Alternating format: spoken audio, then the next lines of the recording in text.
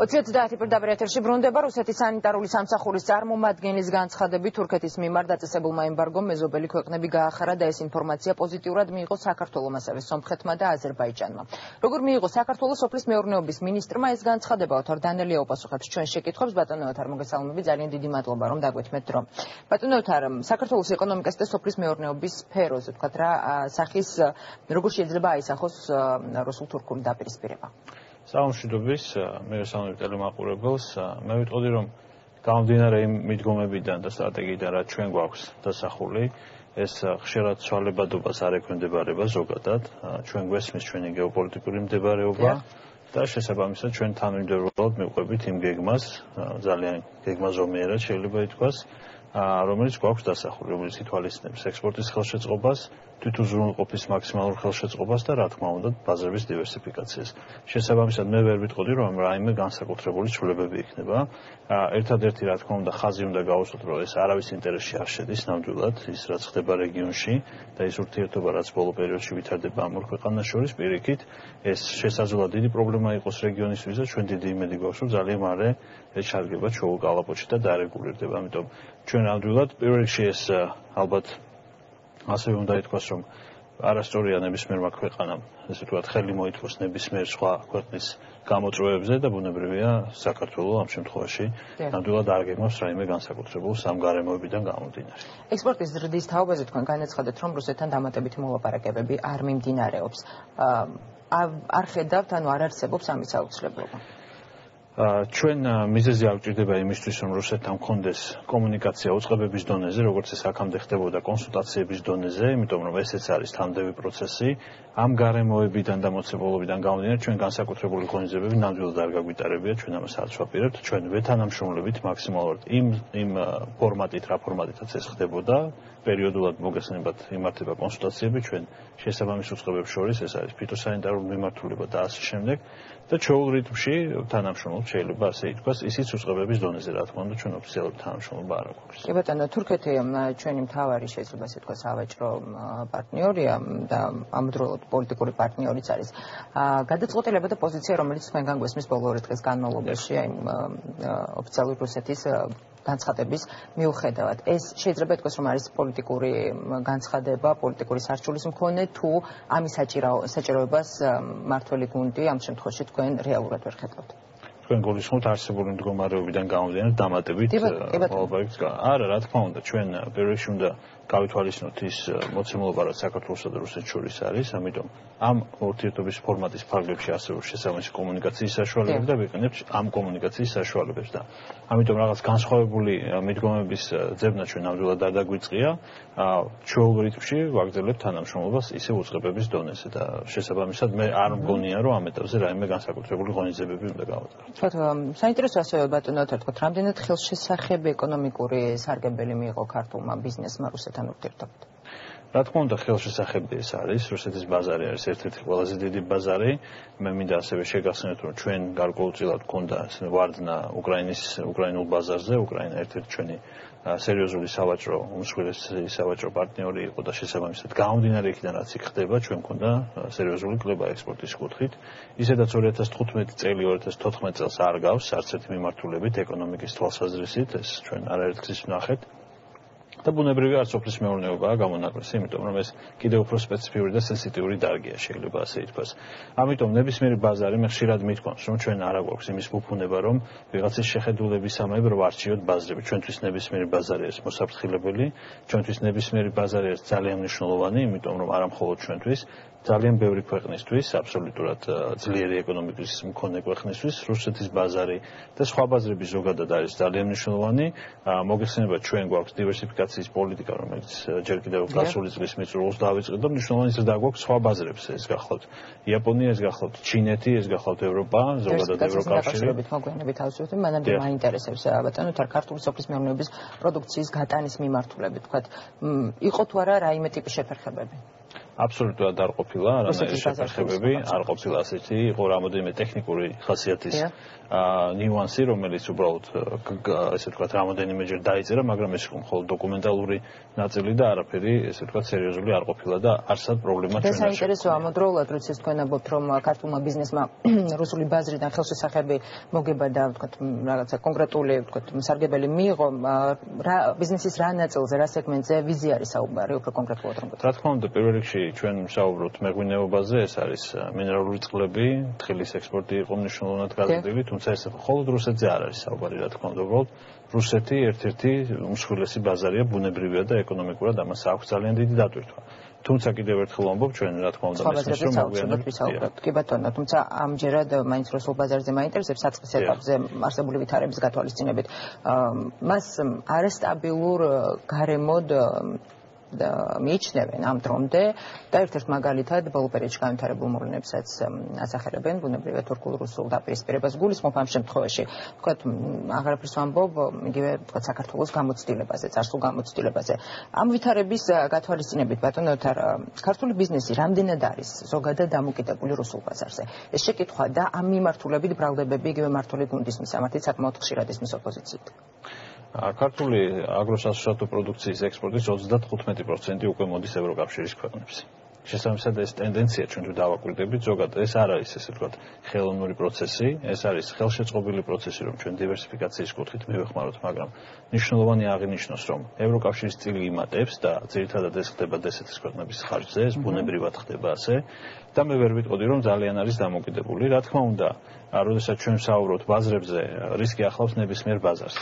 და კიდევ ერთხელ მე მოვიყვან ისე უკრაინის მაგალითს, სადაც რისკი აბსოლუტურად სხვა მიმართულებით განვითარდა. ხო ეს არის კონფლიქტი, რომელიც იქ ხორციელდება, ანალოგიური შეიძლება ითქვას თურქეთთან მიმართებაში, რაც მოხდა ბოლო პერიოდში ამ რუსეთთან ურთიერთობის ნაწილში, ამიტომ რისკი ახლავს ყველა ბაზარს. ჩვენი ვალია, რომ ჩვენ ეს რისკები მაქსიმალურად შევაფასოთ და მინიმუმამდე დავიყვანოთ, რომ მაქსიმალურად ესე ხელმისაწვდომი ბაზრები გაუჩინოთ ფერმერებს. ეს ამაზეა საუბარი და ექსპორტიორებს ხელი შეუწყოთ.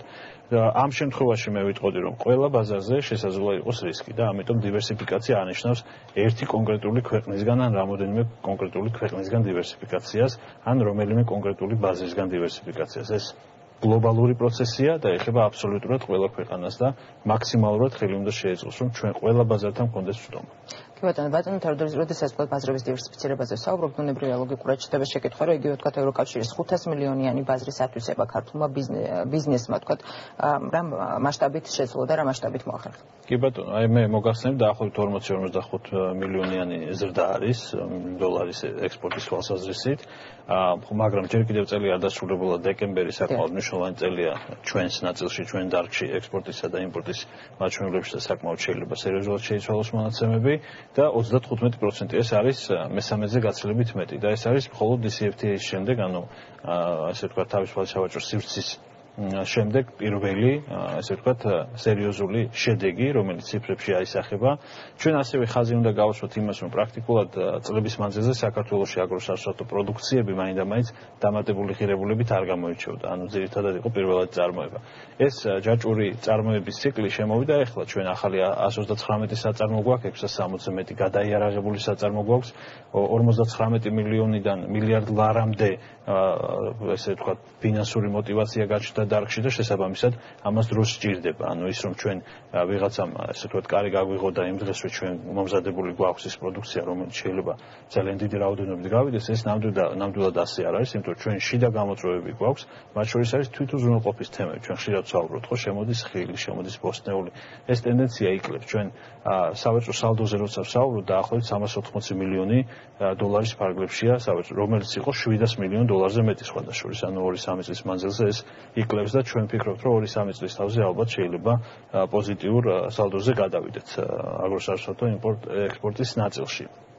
ჩვენი საშინაო დავალება სწორედ ეს გახლავთ, იმიტომ რომ რთული პოზიციებია ზოგადად მით უმეტეს ვსაუბრობთ სტანდარტებზე, ანუ აქ არ არის მხოლოდ ექსპორტის პოზიციებზე საუბარი, აქ არის საუბარი ერთის მხრივ არასათანადო კრიტიკული მასის წარმოებაზე ექსპორტისთვის.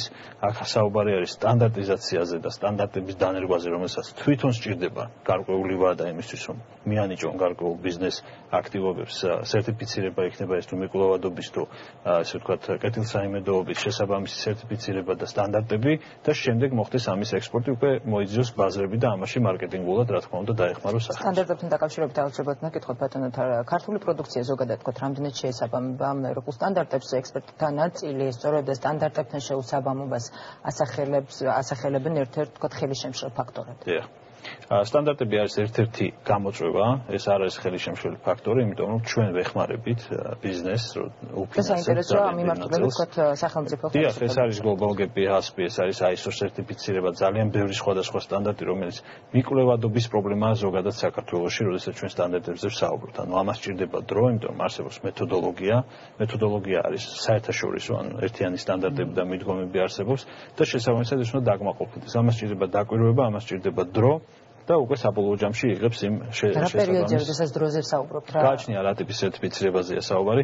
ჩვენ სტარტაპებზე დავუშვით ახალ ბიზნეს აქტივობებზე, უკვე ვთხოვთ, რომ თავიდანვე დაგეგმონ ინფრასტრუქტურა ISO სტანდარტების შესაბამისად, რომ მერე არ მოუწიოთ ინფრასტრუქტურული ცვლილებები, იმიტომ რომ ეს ძალიან ხშირ შემთხვევაში მოხდა ესე იმ 360, ასე ვთქვათ, ბიზნესიდან, რომელსაც ჩვენ გაფართოებაში და გადაიარაღებაში დავეხმარეთ, ძალიან დიდი ინვესტიციები წავიდა სწორედ ამაში. პროცესი რა თანხა უჯდება ქართულ ფერმერებს? ეს არის სხვადასხვა ტიპის სერტიფიცირების პროცესი, ეს არ არის ძალიან დიდ თანხებთან დაკავშირებით, რამოდენიმე 1000-ზეა საუბარი, მაგრამ შემდეგ არის დავუშვათ 8-დან 10000-მდე შეიძლება იყოს, თუმცა ამას სჭირდება შემდეგ ყოველწლიური მონიტორინგი, ამას ეს დამოკიდებულია ბიზნეს აქტივობაზე, ზოგადად მოკაცრავად ბატონო რომ გაწყვეტინებთ თქვა 8-დან 10000-მდე თანხა ქართული ფერმერისთვის.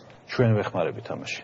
ჩვენ თანადაფინანსებაში შევდივართ და ხელს უწყობთ მაქსიმალურად და ასევე ჩვენ გეგმავთ უკვე 2015 წლიდან საშეღავათო პერიოდი იყოს გარკვეული ესე ვთქვათ ბიზნეს მონიტორინგის, ბიზნეს აქტივობის მონიტორინგის პერიოდი, სანამ ის არ გახდება ესე ვთქვათ დამოუკიდებლად არ ექნება იმის უნარი, რომ გადაიხადოს ამ სერტიფიცირების შესაბამისად. თუმცა, როდესაც ჩვენ სერტიფიცირებაზე ვსაუბრობთ, ასევე ამ დროს მნიშვნელოვანია ჩვენი მიდგომები და სტრატეგიული წახალისება, ეს გახლავთ ბიოპროდუქტები. რომელსაც აქვს პრემიუმ ნიშა, ანუ ჩვენ ბუნებრივია წარმოების რაოდენობით ბევრ ქვეყანას ვერ გავეჯიბრებით, მაგრამ შეგვიძლია ნამდვილად დიდი კონკურენცია გაუწიოთ ხარისხიდან გამომდინარე. ანუ ჩვენი მიზანია ქართული პროდუქტი იყოს ასოცირებული ხარისხიან და არა რაოდენობრივ, ესე ვთქვათ, დიდი რაოდენობის მქონე პროდუქტთან. ამიტომ თუმცა რაოდენობას მნიშვნელოვანია. რაოდენობაც ეს არის კრიტიკული წარმოების მასა, რაც არის მნიშვნელოვანი იმისთვის, რომ კონკურენტუნარიანი იყოს და მიმზიდველი იყოს დისტრიბუტორებისთვის იქნება ეს თუ ექსპორტიორების თუ ტრეიდერებისთვის, რათა რა თქმა უნდა მათ უნდა შეძლონ იმ ციკლის უზრუნველყოფა ქსელისთვის, რომელიც მათთვის არის მინიმალურად მისაღები. და რაც შეეხება უბრალოდ თვითონ სერტიფიცირებაზე რადგან ვსაუბრობთ, ძალიან მნიშვნელოვანია აღვნიშნოთ, რომ სერტიფიცირებული ბიოპროდუქტი არ არის ჩვეულებრივი პროდუქტის ფასი. მათი ფასი 30-დან შეიძლება 100%-მდეც კი უფრო მაღალი იყოს, ვიდრე ჩვეულებრივი დაღლზე არსებული პროდუქტი. ამიტომ ეს ერთი მეორესთან კავშირშია, ასე ვთქვათ, და ამიტომაც ვახალისებთ ამ მიმართულებას. გასაგებია, ნარინჯისფერი რთველის პერიოდია, ბატონო, თქვათ, როგორ მოსავალწლდები და ამ შემთხვევაში რომელი ქვეყნები იქნება წელს გასახების ძირითადი ბაზარი?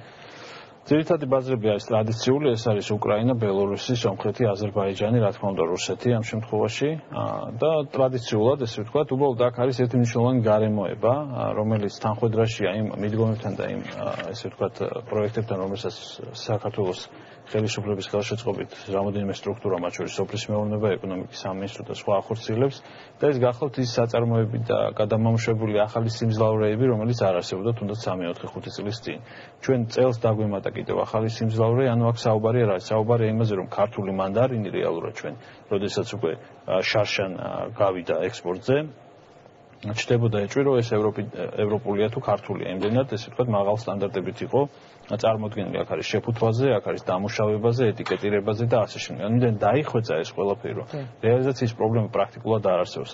ერთადერთი ღია საკითხი, თუ შეიძლება ასე ითქვას, რაც არსებობდა, ეს გახლავთ სამრეწველო გადამუშავების მანდარინი, ანუ არასტანდარტულ სასაცვეძახით, რომელიც იყო შეიძლება დაბალი კალიბრის, ანუ წვრილი და რომელიც შეიძლება იყოს დაზიანებული გამომდინარე სეტყვიდან და სხვა, ესე ვთქვათ, მოვლენებიდან და შესაბამისად მისი რეალიზაციის პრობლემა იყო, ვინაიდან არარენტაბელური იყო გლეხისთვის ჩაბარება, სადაც ჩვენ შევედი სუბსიდირება სუბსიდირებით და დღეს გლეხი ფერმერი ღებულობს 20 კილოგრამზე, საიდანაც 10 თეთრის კონტრიბუცია მოდის სახელმწიფოდან სუბსიდიის სახით. ბატონო თარ ციტრუსზე საუბრობ და ამ შემთხვევაში კიდევ ერთხელ დაუბრუნდები იგივე რუსულ ბაზარს, თქვათ რუსეთთან ეკონომიკური ურთიერთობა საქართველოში ფაქტია და თქვენს დამეთანხმებით არაერთხელ მოგისმენიათ ალბათ რომ პოლიტიკური ურთიერთობების ჭრილში განიხილავენ. კახეთი და ის შეფასებას გაკეთდა კახეთი და აჭარა განსაკუთრებით პრორუსულ განწყობებს ავლენენ ეს დაბალრენტაბელური და დაბალხარისხიანი ყურძენი და მანდარინი რომლის გასაღების ერთ-ერთი ბაზრად განიხილება რუსეთი არა მარტო ეკონომიკური დაცემის აგენტები არამედ სტრატეგიული საშიშროებაც დროზე თუ არ მოვიშორეთ არც ეკონომიკას ეშველება და არც რუსეთზე ნოსტალგიას სოფლის მეურნეობის მინისტრს რა პასუხი და როგორი პოზიცია აქვს ძალიან მიჭირს ამაზე კომენტარის გაკეთება, პასუხის გაცემა, სიმართლე გითხრათ, მე არ ვიცი ხა ეს თუ მართლა ვიღაცამ ასეთი რამე დაწერა, იმიტომ რომ ეს პრაქტიკულად მეტყველებს, ესე ვთქვათ, ამ პიროვნების იქნება თუ ჯგუფის არ ვიცი, აბსოლუტურ უცოდინრობაზე დარგთან მიმართებაში, ეკონომიკასთან მიმართებაში, იმიტომ რომ ეს არის აბსოლუტური ანომალიური განაცხადი, რომელიც არ ჩდება უბრალოდ არაფერში და ეს არის პირველ რიგში 750,000 ქართველი ფერმერის შეურაცხყოფა, როდესაც საუბარია იმაზე, რომ თურმე ჩვენ სოფლის მეურნეობის პროდუქტები უნდა მოვიშოროთ თავიდან, იმიტომ რომ არ ვიყოთ ერთ ქვეყანაზე, აბსოლუტურად კონტექსტიდან ამოვარდნილია, გულწრფელად მაპატიეთ ემოციისთვის, მაგრამ სხვა რეაქცია მე ამაზე ვერ მექნება, იმიტომ რომ პირიქით ჩვენ გვინდა თვითუზრუნველყოფა, ჩვენ გვინდა იმპორტის ხელშეწყობა, ჩვენ გვინდა გადამამუშავებელი მეურნეობები, რომელიც ეკონომიკაში სერიოზული კონტრიბუტორია და სხვათა შორის დღეს, როდესაც სოფლის მეურნეობა ჯერ ახლოს არ არის იმასთან, რასთანაც ძალიან მალე მივა და რაც ჩვენი ამბიცია 9.2% არის სოფლის მეურნეობის კონტრიბუცია მთლიან შიდა პროდუქტში. ეს მხოლოდ დასაწყისია და ამიტომ უნებრივია რთული ახლა ამაზე კომენტარის ეს მხოლოდ დასაწყისია. ძალიან დიდი მადლობა 20-30 შეკითხვებს სოფლის მეურნეობის მინისტრი ოთარ დანელია პასუხობდა ახლა რეკლამის შემდეგ გიორგი მანჯავეძის საავტორო რეპორტაჟი.